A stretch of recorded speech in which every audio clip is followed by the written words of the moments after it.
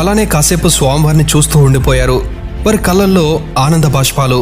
నోరు మెదుపుతూ, స్వామి, మీరు మాకు మీ దర్శన భాగ్యాన్ని కల్పించారు. అంతకంటే మా జీవితానికి ఏం కావాలి?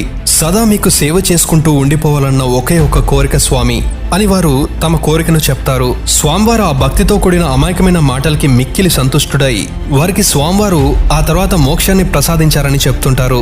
వారు ఎంత గొప్ప భక్తులు కాకపోతే స్వామివారే వారి కోసం వస్తారు. అందుకే అంటారేమో, స్వామివారికి బంగారు నగలను, వెండి కాసులను దండిగా హుండీలో వేయాల్సిన అవసరం లేదని. మనస్ఫూర్తిగా ఆయన్ని ఆరాధిస్తే చాలు, ఆయన ఎప్పుడూ మన వెంటే ఉంటాడు.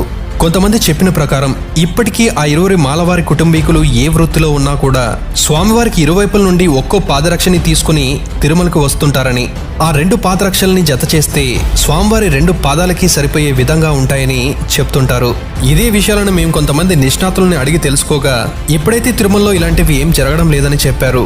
ఏది ఏమైనా మరి ఈ కథ